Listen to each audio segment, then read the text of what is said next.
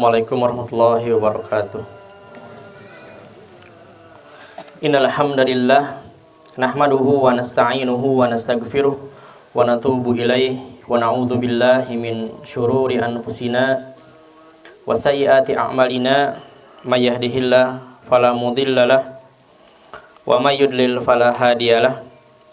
Asyhadu an la ilaha illallah wahdahu la syarikalah wa asyhadu anna Muhammadan abduhu wa rasuluhu alladzi la nabiyya ba'dah.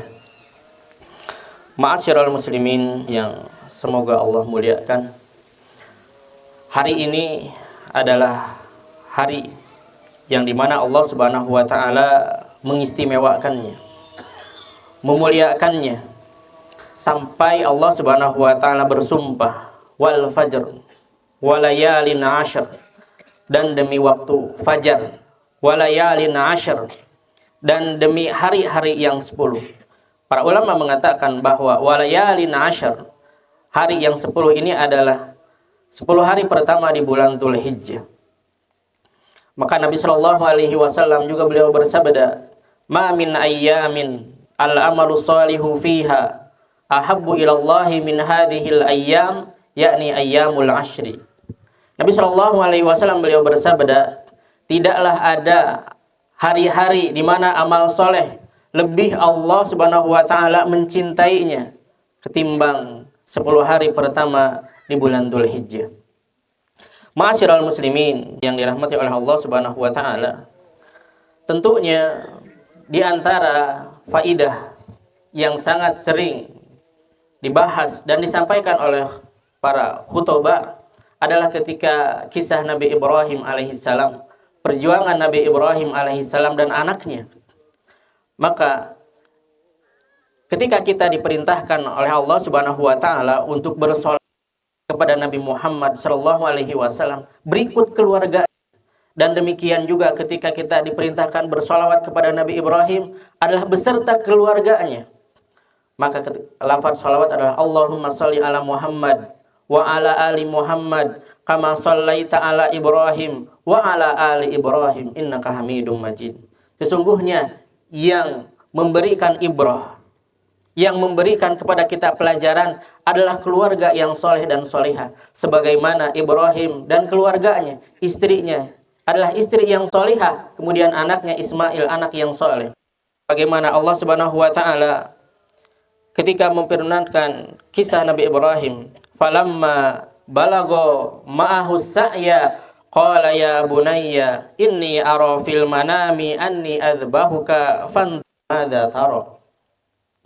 Falamma balago ma'ahu sa'ya, ketika Nabi Ismail beliau sudah mulai usia as-sa'ya, yaitu adalah sudah mulai lepas rasa capeknya mendidik, sudah bisa dipetik manfaatnya, sudah bisa bantu orang tuanya, sudah bisa memberikan hasilnya. Qala ya bunayya, Nabi Ibrahim mengatakan, wahai anakku, inni ara fil manami anni adzbahuka, sesungguhnya aku melihat di dalam mimpiku, sesungguhnya aku menyembelihmu. Fandur madza tara, maka apa? Maka bagaimana menurutmu? Lihatlah. Qala ya abati fa'al ma tu'mar. Kata anaknya yaitu Ismail, wahai ayahanda, lakukan saja apa yang telah menjadi perintah. Maka di sini para ulama mengatakan bahwa al-muhsin, orang yang disebut ihsan dari tingkatan agama, adalah benar-benar tunduk dirinya kepada Allah Subhanahu wa taala. Lihatlah duka Nabi Ibrahim alaihissalam ketika diperintahkan untuk menyembelih anaknya, maka dia tunduk patuh. Maka demikian juga seorang anak soleh ketika mendapatkan perintah dari Allah Subhanahu wa taala dengan perintah yang berat, sampai Allah Subhanahu wa taala mengatakan inna lahuwal balaul mubin, sesungguhnya ini adalah ujian yang sangat berat. Maka di antara faedah yang bisa dipetik adalah orang yang benar-benar bisa muhsin, orang-orang yang benar bisa mendapatkan dia mencapai ridho Allah Subhanahu wa taala adalah dibuktikan dengan cara tunduknya dia dan patuhnya dia kepada perintah Allah Subhanahu wa taala. Maka Idul Kurban, penyembelihan, itu bukan untuk ajang kita memamerkan harta kita, untuk memamerkan bagaimana keluasan harta kita, bukan. Atau ini adalah ritual tahunan, bukan. Karena Allah Subhanahu wa taala beliau mengatakan, la yanalallahu luhumuha wala dima'uha walakin yanaluhu taqwa minkum. Dan sesungguhnya yang sampai kepada Allah itu bukan dagingnya dan bukan darahnya, akan tetapi yang sampai kepada Allah adalah ketakwaan dari kalian. Inti daripada beribadah adalah takwa. Inti daripada menyembelih hari ini adalah takwa. Maka lihatlah, sesungguhnya Nabi Ibrahim alaihissalam ketika diperintah oleh Allah Subhanahu wa taala dengan ujian yang berat, dengan perintah yang berat, taat, tunduk, patuh. Ketika diperintahkan untuk menyembelih anaknya, patuh. Dan Nabi Ismail pun dia yang menjadi yang akan disembelihnya pun tunduk patuh. Maka kepatuhan dan ketundukan inilah yang harus kita tanamkan sehingga mendapatkan ridha dari Allah Subhanahu wa taala. Allah Subhanahu wa taala mengatakan, "Ya ayyuhalladzina amanu, hal adullukum ala tijaratin tunjikum min adzabin alim.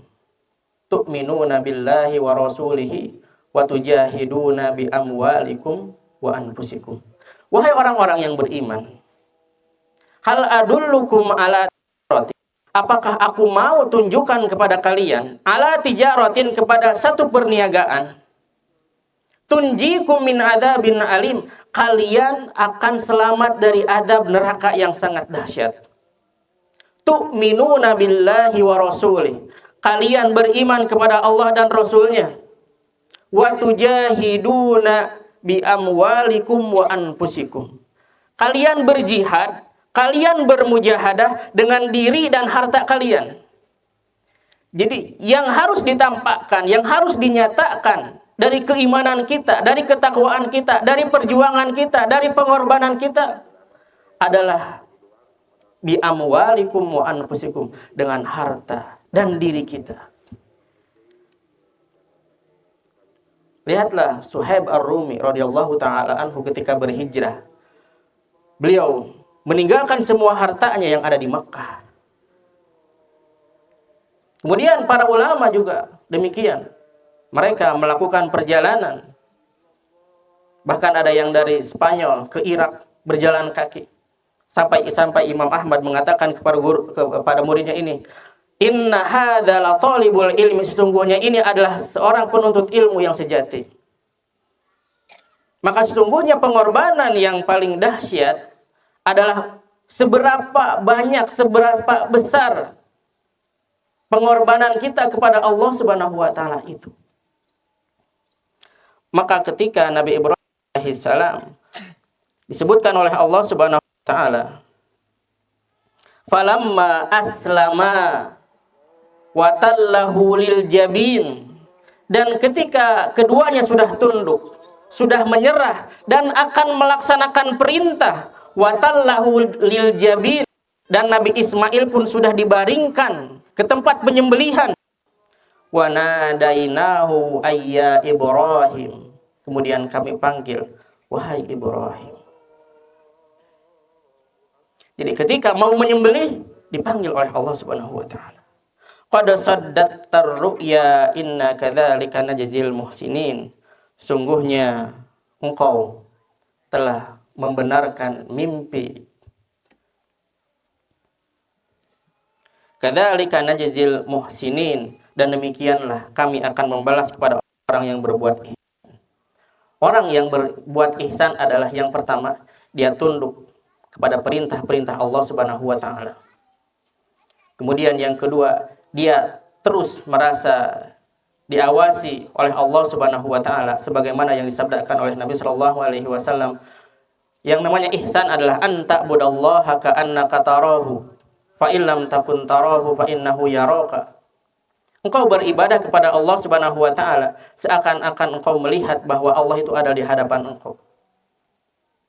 Fa illam takun tarahu fa innahu yaraka. Kalaupun tidak sampai demikian, maka sungguhnya Allah Subhanahu wa taala melihatmu.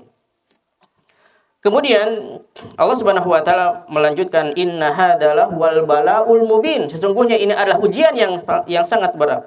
Wa fadainahu bidzibhin adzim, dan kami sembelih yang besar. Ma'asyiral muslimin, pada hari ini kita dituntut untuk membesarkan Allah. Maka amalan yang paling utama pada hari-hari ini adalah banyak bertakbir.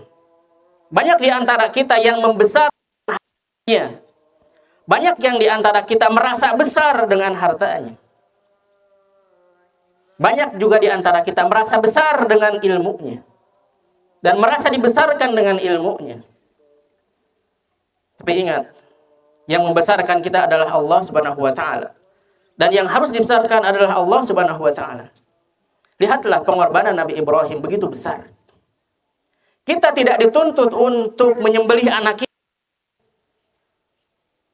Kita hanya dipinta menyembelih seekor domba yang hanya harganya sekitar 1 juta, 2 juta, atau 3 juta. Bahkan ada seorang kiai yang mengatakan bahwasanya di antara kurban adalah menyembelih sifat-sifat hewan yang ada pada diri kita. Ma'asyiral muslimin, besarkanlah Allah Subhanahu wa taala. Tunduklah diri kita kepada Allah Subhanahu wa taala. Karena sesungguhnya Allah lah yang akan menyelamatkan kita. Sesungguhnya ketakwaan itulah yang akan menyelamatkan kita, yang berguna bagi kita baik di dunia maupun di akhirat.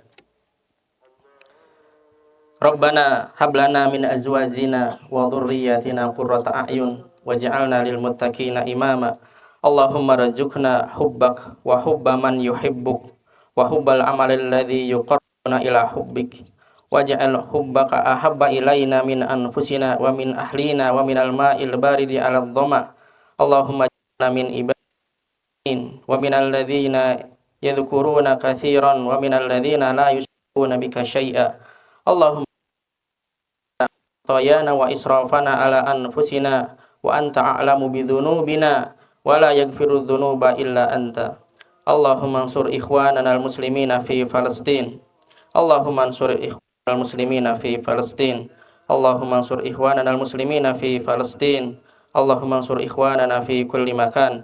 Allahumma rzuqna husnal khatimah waj'alna min ahli jannah wa najjina minan nar birahmatika ya arhamar rahimin. Wa akhiru da'wana alhamdulillahi rabbil alamin. Wassalamualaikum warahmatullahi wabarakatuh.